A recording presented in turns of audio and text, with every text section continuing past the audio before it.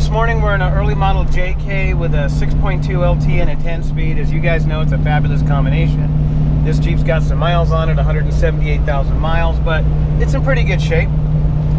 Today I thought I'd talk a little bit about fuel economy because in today's world with gasoline pushing $5 a gallon, I just paid $5 a gallon for premium here in Vegas. That's probably something you should be concerned about, but in general, you don't buy a JK to get good fuel economy. Now, I know there's anomalies, and I know there's guys out there that are going to say, I'm getting 28 miles to the gallon in my little 4-cylinder turbo. Just a month or two ago, I drove an LT1 10-speed up to Park City and averaged just about 22 miles to the gallon. That Jeep was relatively stock. I think it had 32-inch tires. It wasn't pimped out. It had stock axles. It pretty much had everything you need to get good economy. Unfortunately, the Jeeps that most of us drive don't. So let's talk about some of the things that can affect fuel economy. First, what can you expect? Well, the average Jeep I drive, I'm going to say, has between 35 and 37-inch tires. It's been lifted 3 to 4 inches. It's usually got some kind of armor, winch, bumpers, skid plates, and then it's got aerodynamic drag, not only by being raised, but because you got light bars and aftermarket fenders and just all sorts of stuff that aerodynamically makes it less efficient. When I go 400 or 500 miles on the highway, I usually cruise about 80 miles an hour. So aerodynamics come into play. When you're just putting around town, aerodynamics don't come in to that much play, but other things do, like frictional losses. What kind of tires do you have? What axles do you have? And we're going to talk about that. So in general, I'd say an LS or an LT is going to get in the low to mid-teens at 80 miles an hour with that average setup. And that's realistic, guys. Thinking that you're going to put a V8 in your Jeep, go 80 miles an hour and get 25 miles to the gallon isn't. I know some guys say they're getting that, but I'm very suspicious about that claim. Now, every once in a while I'll get in a Jeep and it's set up really nice and the suspension is nice and it has pretty efficient tires like an all-terrain tire or more of a street tire, and I'll get 17, sometimes even 18 miles to the gallon in a Jeep with 35s, and with 37s, sometimes I'll see 16, 17. Now that's driving normal at 80 miles an hour, accelerating and passing when I want. If I wanted to baby it and squeeze every ounce out that I could get and I slowed down, I could probably pick up 1 or 2 miles to the gallon. I have been surprised with some of the LT 5.3s. I've seen some of the LT 5.3s push 18, 19 miles to the gallon in a lightly modded JK with, let's say, 35-inch tires, maybe some steel bumpers and a lift, and that's pretty impressive. At the end of the day, my experience over the last decade is whatever you're getting with the V6, expect to get a little bit better with the V8. Now, you can get significantly better if you change your driving habits, and what I mean by that is a lot of guys get the V8 and they go faster. With a V6, you're all pimped out, you're going up the highway at 80 miles an hour, and I go up the 15 all the time at 80 miles an hour, and I see Jeeps slowing down to 75, 70 on some of the big grades. Not so much the JLs. The JLs seem to hold 80 miles an hour with the 3.6 and the 8-speed, but in the older 3.8 JKs that are pimped out. Now you get a big fire-breathing V8 in there, and you do end up cruising 80 miles an hour up that hill. So it's not apples for apples, because with the 3.8 you're going 70 miles an hour, and with a V8 you're going 80 miles an hour. And it's the same thing driving around town. When you go from stoplight to stoplight with a V8, it's just fun to accelerate. So you're going to be driving faster with the V8 than you are with the V6. But if you were to slow down the V8 to the same speed as the V6, then I do see an improvement. Usually 1 to 2 miles per gallon. The bigger and heavier the JK, usually the more improvement you're going to see. So if you got a JK, it's on 40s, it's all pimped out, it's lifted, it's got unaerodynamic stuff hanging out everywhere, you're probably going to see significantly more mileage improvement than you would with a light JK. Because as you approach the higher efficiency setup, meaning the low friction axles, the low friction tires, less aerodynamic drag, the smaller engine can be more efficient. The larger engine having more torque, remember there's no replacement for displacement, and there's also forced induction. And you know, there's some companies out there doing some really good work with smaller forced induction engines. The Ford EcoBoost does a pretty good job. I'm sure the new Hurricane motor is going to do a good job. But if you're a normally aspirated fan like I am, the larger displacement can haul that weight more efficiently because it has more inherent torque and it's lower stressed. You don't see big rigs out there, semis with 2-liter engines, and there's a reason for that. You can get 1,000 horsepower out of a 2-liter engine, but it's not going to work well in a big semi-truck. What the small turbocharged engines do, or supercharged engines, is they try to mimic a larger engine by forcing more air and fuel into it. What the larger engines do, like the LTs, is they try to mimic a smaller engine through cylinder displacement. So they shut cylinders down and try to make your 8-cylinder a 4-cylinder. In the case of the L84, L87 and those, you can actually go down to 2 cylinders. Some of the V6s can drop down to 3 cylinders. So you're eliminating the pumping losses, and we've talked about that many times, so I'm not going to talk about it now. There's still some additional frictional losses in a larger displacement engine, but really, with a V8 in a heavy JK, most likely you're going to see a improvement in economy. It's not going to be dramatic. You're not going to get a 5 mile per gallon increase in fuel economy, but I would expect 1 to 2. And if you do drive very conservative, maybe a little more than that, but if you drive aggressive, you're going to get the same or less than the V6. Because remember, if you're putting out 400 horsepower instead of 2, you're going to end up using more fuel. There is no way of getting around physics. So what are some of the factors that are going to affect fuel economy? Well, let's start with the tires, because tires have a big impact on fuel economy. If you're running the stock tires, manufacturers have to meet certain economy requirements for their CAFE standards and government requirements and all that. So they want a tire that's aggressive enough to get the job done, but the least amount of friction for the best economy that they can get. If you look at some of these Saharas and stock Wranglers, it almost looks like a stock street tire. Sometimes they're all-terrains. The Rubicons running the mud terrain kind of bring that standard down, but it's the nature of the beast. That's what a Rubicon is. Now, if you've got a 35-inch BF Goodrich all-terrain, or even some of the Wranglers, they're not too bad. But if you start getting into the wide tires, 13.5-inch tires, and they're sticky and gummy, that's going to have a dramatic impact on your fuel economy. I can tell you that we've had Jeeps in the shop with 35s and 37s with these wide, sticky tires, and the guys have a hard time pushing them around. So can you imagine how much drag that tire is causing at 75, 80 miles an hour? So gummy tires are definitely going to reduce your fuel economy. Pick your tire wisely. If you're only going to go off-road once every couple of months, don't get a really aggressive tire that you have to drive on the street all the time. Get something in the middle. A good all-terrain. I've got some Nittos on my personal Jeep that I'm pretty happy with. I did notice I lost a little bit of economy over the all-terrains I was running. I was running the KM2s, and I went to the Nitto, not the real aggressive one, the one down, and I did lose a little bit of economy, but those tires really hook up when I need them to. Some Jeeps don't run an aggressive tire, and I see economy gain. Like I said, I've had several test drives over 20 miles to the gallon in JKs, and it's mostly with Jeeps that have mildly aggressive tires, low to the ground, lightweight, because you got to remember, when Jeeps set these things up, they were pretty low to the ground. You have a front balance underneath the radiator that helps deflect the air under the vehicle. And then aerodynamically, we know that the Jeeps are a brick. By raising it up into the air, you're just creating more aerodynamic drag.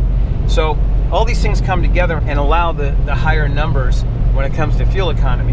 Now let's talk about aerodynamic drag, then we'll talk about mechanical drag. Aerodynamic drag is pretty obvious. You start hanging stuff off your Jeep, light bars or bumpers, because remember, the bumpers and fenders on a Jeep were aerodynamically designed by Jeep to get the best economy but still have function. I am surprised that Jeep is still running this high angle windshield. If they raked this windshield back and made it more aerodynamic, they could pick up some economy, but I think they don't want to lose by making the Jeep into a Range Rover or one of these other SUVs that have the angled windshield, because when you look at a real Jeep, they usually have pretty vertical windshields. So right out of the gate, the Jeep is not very aerodynamic. By raising it up into the air and getting all that airflow disturbed underneath, you got a problem. I don't know if you guys remember the old vacuum cars from the 1980s and 70s, and all sorts of stuff was tried underneath the vehicle to reduce drag and increase traction. So tires are a big one, aerodynamic drag is a big one. Now let's talk about mechanical drag. Jeep kind of cheesed out on the axles on the JK. Whether you got the 44s or the 3044, they're good axles, they're not bad axles. And they said they did design them for low friction bearings and all that. but they didn't put unlocking hubs in. And what that means is both axles are driving all the time. So if you go around a turn like I'm going around right now, there's going to be a differential speed, and the center differential or the transfer case has to take that up. So I'm spinning up the front drive shaft, I'm spinning up the rear drive shaft, and I'm spinning up the transfer case. That's all friction. If Jeep had put unlocking hubs in, and you could release that front axle and that front drive shaft wasn't turning and the transfer case wasn't turning, you could see that you could pick up a few percent in economy. Some say that it's even more. I'm actually putting some Spintax hubs on my Jeep right now. I did drive a customer Jeep recently with Spintax hubs, and I got pretty good economy considering how heavy the Jeep was. So before the JK and after the JK, Chrysler did go to this half-baked setup where the front axle unlocks the passenger side shaft. And by doing that, you are reducing friction. You're not reducing it as much as you would if you had full unlocking hubs, but the difference is full unlocking hubs are very expensive, and a simple axle disconnect is less costly. In the early Jeeps, I think it was the TJ, maybe YJ, they had vacuum control. When you put it in four-wheel drive, it would lock it. But today it's all computer controlled, of course, and all-wheel drive and all this stuff. So they have an electric motor on the front axle to do that, and that does release a little bit of the friction. Now the JLs do seem to get pretty good economy stock. I think I was getting about 18 miles to the gallon in mine, and that was with the stock tires. I am getting well over 20 miles to the gallon in my GL right now in stock configuration. I'm going to say if Callan drives it, he's probably going to get about 19. If I drive it, I'm probably going to get about 22, maybe 23. That's with a 5.3 LT 8-speed. So again, a huge variable in economy is how you drive. If you drive like a maniac, you're going to get less mileage, and that's all there is to it. Oh, I did want to mention that most of these engines do have cylinder displacement today. Now, a lot of you don't like cylinder displacement, or DOD, or AFM, or MDS, or whatever you want to call it. You don't like the noise, you don't like the vibration. It is getting to a point, though, where it's more pleasant. The LED7 that we did that had the DFM, that's dynamic fuel management, 2 to 8 cylinder, was very non-invasive. Now, I will say the noise and the sound is a little weird. In my 17 Denali with all the installation and padding, I can still tell when I'm in a 4-cylinder mode. I lose all my torque. You can definitely tell there's a different output from the engine. It just doesn't feel powerful, and guys don't like that, so they just want to turn it off. So AFM can buy you some economy, but it's not going to buy you a lot. In a big heavy JK, it might buy you a mile to the gallon, maybe 2, and that's if you concentrate on keeping it in the 4-cylinder mode. That means very light throttle, because remember, a JK is relatively heavy. It's extremely unaerodynamic compared to smaller vehicles. If you look at a tiny SUV with 27 or 28 inch tires that are 6 inches wide or 8 inches wide, and you try to compare that to a JK on 35s with 13 inch wide tires, that lighter, smaller vehicle is going to be in the AFM mode a lot more often than the big heavy vehicle. In fact, even in my Denali, just the lightest amount of throttle will kick me out of the 4-cylinder mode, and the Jeep has way more drag than my Denali. So that's just a side note. Now let's go to mechanical drag. Obviously, they make these powertrains as friction-free as they can. They're running ultra-low viscosity oils like 020 in the engine and ULV ATF now in the 10-speed. There's always going to be frictional losses though. GM, Toyota, Ford, Honda spent a lot of money on this 10-speed to reduce the rotational and frictional losses. They reduced the size of the torque converter. They're using some exotic metals to lighten components. So it doesn't really matter how efficient the powertrain is if your Jeep is a brick. One of the tests you can do, I used to do this with Christopher Jacobs, Dr. Jacobs, is what we call a coast down test. So pick a point between A and B, accelerate to some speed, let's say 50 miles an hour, 60 miles an hour, and then put it in neutral and just coast. And see what speed you are at point B. Then make a change, a tire change. In our case, we were checking synthetic oils. And yes, we took an early Camaro and we changed everything over from standard oil. This is back in the 1980s. Rear end oil and transmission fluid and engine oil. We took everything and we put synthetic in it. Even the wheel bearing grease, we put synthetic in it. And we saw an increase. It was several percent increase because of the frictional benefits that we gained. So you can do coast down tests, but you'll notice with a Jeep, if you put it in neutral on the freeway as you're going off an off-ramp, it slows down pretty quick. You can watch the speedometer drop. On some Jeeps with 40s and Dana 80s and all that, it's almost like you're putting the brakes on. And you can imagine how hard the engine has to work to overcome that. Now you get a little hybrid with tiny tires and an electric motor that disconnects, and you let the brake off and you go into a coast mode, the thing just keeps going and literally starts charging the battery to try to stop the vehicle. So there's a huge difference in friction. Probably axles are the biggest offense when it comes to friction. A lot of guys don't realize that when you upgrade your axles to 60s, 70s, 80s, 14 bolt, the frictional losses are going to increase over the stock axles. We have Jeeps in the shop with Dana 80s front and rear, and just like the Jeeps with the sticky tires, it's hard to push them. You have to overcome that friction in those tires. I remember Eddie over at Way of Life telling me that you can expect a mile, maybe 2 miles to the gallon loss by going to these monster axles. So add it up. You got a Jeep, you're on 40s, they're sticky, gummy 40s. You put Dana 80s in, you lift the thing up 6 inches, you add all your light bars. This thing is like a battleship going down the road. And I hear reports of 7 to 9 miles to the gallon on Jeeps like that with a V6, maybe 9 to 10, 11, maybe 12 with the Hemis. And I'm not going to say that the GM powertrains outperform that dramatically, but I definitely do notice a mile to the gallon better with the GM powertrains, especially the high gear transmissions like the 8-speed and the 10-speed. I'm actually surprised by the 8-speed. A lot of guys talk down about it, and it did have issues and it did have shifting problems. But when you get that transmission dialed, it is strong. And as far as economy goes, I'm not seeing too much of a difference between the 10-speed and the 8-speed when they're set up properly. One advantage the 10-speed does have, though, it has the lower first gear to launch those big heavy tires. And it also has a higher overdrive to bring that RPM down on the highway. So that gives you more flexibility in your gearing. A lot of guys call and say, hey, I can get a 488 or a 538. That's what most of the manufacturers offer in gears now. And 513 is kind of becoming obsolete and hard to get, which would be the preferred gear for those transmissions and their tire size. So with a 10-speed, you have a little more flexibility. Now, you don't want to overgear an LT, and this is a really important point with economy. You want to gear it properly. You want to gear it so you're not struggling going up the hills, but you also don't want to be spinning that engine up at 3,000 RPM at 70 miles an hour. Now, on the V6, sometimes they have to spin up to 3,000, 4,000 RPM at 70, 75 miles an hour on the highway to keep that vehicle going. But the LT will just put along at 1,800 RPM. My LS 5.3 in a 2008 Wrangler I had was 1,650 RPM at 75 miles an hour. And I easily got 20 miles to the gallon with that Jeep. So gearing is really important, and the LT having so much torque and so much horsepower compared to the V6, you want to gear taller if you can. Yeah, you might get a downshift here or there, especially with a 5.3 because it's smaller displacement. But letting that vehicle putt down the highway at low RPM is definitely going to lead to better economy.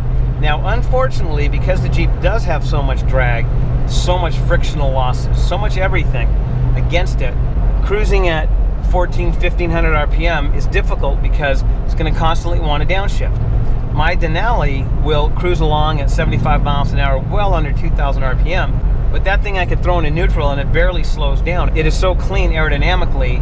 Mechanically, it has low friction and it has very low friction tires. So I get away with that in this Denali, but I'm not going to get away with it in my Jeep because now I've got 37-inch tires and they're sticky, and I've got high drag axles front and rear. You've raised the Jeep, aerodynamic forces, all that stuff comes together against you. What the V8s can do in general, though, is combat some of those losses through inherent torque and efficiencies. Now, I think there's a crossover line where the smaller engines are more efficient. Even the supercharged and turbocharged engines, like the little 4-cylinder and 6-cylinders. Now, I do think there's a crossover point where the smaller engines can be very efficient. If you take a look at the little 4-cylinder turbos and that, I forgot what they call it now, they're basically making the alternator an electric motor, so it's kind of a semi-hybrid thing. Chrysler's offering it. You look at the V6s like the Ford EcoBoost, direct injected, turbocharged. I think they can be really efficient, especially in smaller cars. But you can't get around physics. So if you got a heavy Jeep on 40s with drag and weight and everything else, that little engine's going to have to work harder. And when you get that engine to start working harder, it's going to use more gas. And I think there's a crossover point where the V8 then becomes more efficient because of the inherent efficiencies from the larger displacement. Now you add the cylinder deactivation technology, low friction, continuous variable valve timing, and all the other technologies are thrown into these V8s. Once you get above a certain load, I think the V8s do become more efficient than these smaller engines. We don't know what's on the horizon, but I'm told that the GM Generation 6 engines are going to introduce some new technology to even make these engines more efficient. But again, you got a 6,500 pound Jeep, you're on 40s, you have very draggy axles, and no matter what powertrain you run, just don't expect to get fantastic mileage. Now, if you go to a diesel, I really think that a diesel could improve economy in steady state cruising. But the problem with the diesels today is they got so expensive, they ended up loading them down with so much emissions and exhaust after treatment and exhaust gas systems and filter systems and balloon fluids and all this stuff, that diesel just becoming a pain, and diesels are not the best for stop and go. So whether you're off-road or in traffic, you're going to lose some of those efficiencies. You're going to pay many thousands of dollars more for a diesel engine. If you're a diesel guy, though, I think the diesel is a good option. But in the meantime, for gas motors, it's all about making your JK as clean and efficient as possible when it comes to aerodynamics and mechanical drag. Is there things you can do? Yes, of course. If you're going to start bolting light bars and stuff on your JK, use some reason. Put the lights inboard, let's say, almost like this one right here. Put the lights where they're not going to cause so much drag, like hanging off the top of the windshield.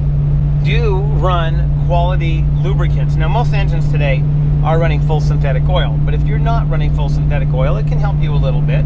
Then you can run synthetic oils in your powertrain. Even things like grease, you can run synthetic grease. Now, don't expect a huge improvement in economy. You might see a few percent improvement in economy, but over the long run, this Jeep, I'm sure, is going to have 200,000 miles on it at some point. Over the long run, you will see some savings. Something a lot of guys tend to overlook is tire pressure. Tire pressure is really important. I tend to run my tire pressure a little bit higher. Most of the tires are recommended to run at about 35 pounds, but the larger the tire, the lower the pressure guys are running. In some of the Jeeps that I drive, the tires are the suspension. You know, they run a 40-inch tire, they got a beadlock, they air it down to 10 pounds. That's your suspension off-road. Well, when you get back on road, that 10 pounds is going to kill you. I got Jeeps coming in all the time to my shop, and they got 10, 15, sometimes 20 pounds in these 40s. Pump those tires up. There's a chalk test for tires. If you overinflate them, you can damage the tread. If you underinflate them, you can damage the tread. But there's a test you can do with chalk where you like put a stripe across the tread and then drive it and look at how even the wear is. And you want to kind of run right about there. That's going to make the tire more efficient. You're not going to damage the tread. And then when you get off-road, you can air down. When it comes to things like fenders or hoods, take a hard look at it. I see some of these fenders that look like it came out of a Godzilla movie, and they're jacked up, you know, 8-10 inches above the hood with a big flat face aiming into the airstream. Yeah, they look cool, and you can go out there and be Rambo or the Terminator, but aerodynamically they fail. So I'm going to end this video now because there's a lot more to talk about. I want to go into engine performance. I want to talk about closed loop oxygen sensor switching, which I have in the past, and it's helped a lot of guys out, staying in a closed loop rather than an open loop mode or performance enrichment mode. And then just some other tips on engine performance, how you can get the most amount of economy. Some guys think, well, running the cheapest fuel is going to save me the most amount of money, but in a lot of cases that's just not true. It depends on your engine. You get a really heavy JK with a high compression engine, you don't want to be running low grade fuel in that, even if you can, because you might find a benefit running a mid grade or even a premium grade and watch your fuel economy go up, and at the end of the day save you money. So we'll talk about that in the next video. In the meantime, we're going to take this Jeep, and I should say this Jeep's got a lot of miles on it, but you can tell that these people take care of it. It drives pretty nice, and we're going to take it on the trail, and we'll see you soon. Here we are on the backside of Red Rock, and we're in an early model JK with a 6.2 LT. Runs great as usual. As you can see, these tires aren't too aggressive. They look like the early BF Goodrich all-terrains, KO2s. The fenders are aftermarket, and I think you can see that these are probably not as efficient as the stock fenders. Not only are they wider, but they're probably going to trap and deflect more air. Of course, we like to see these winches sunk. Now we're talking about maximum efficiency and functionality and all that. You know, if this setup makes you happy, then go with it, as long as you're not overheating. I don't know where this Jeep is from, but well, we got a steel bumper, so that's definitely going to weigh more than a stock bumper. We got a roof rack. Now, of course, the roof rack's going to add aerodynamic drag. There's one way to save gas: lock your gas cap. Let's take a quick look under the hood. By the way, these polyurethane hood hold down straps really help hood flutter. I've had them on my Jeep for about 10 years. They finally started to crack, so I just replaced them. There you go, typical LT installation. Let's get back on the trail. I wanted to add one more thing that I don't talk about too much in the video, and that's weight. Let's take a look at this JK, which is relatively stock, but if we add up the winch, the steel bumper, the rock rails, the roof rack, you know, I'm guessing you got 300 pounds there. And with some Jeeps with skids and rear steel bumpers and all that, you could be talking 400 or 500 pounds. Imagine if you had a shopping cart and there was nothing in it and you're wheeling it around. Then you put 300 pounds into it and tried to push it around. That's what the engine has to deal with every time it accelerates and decelerates. So keep that in mind.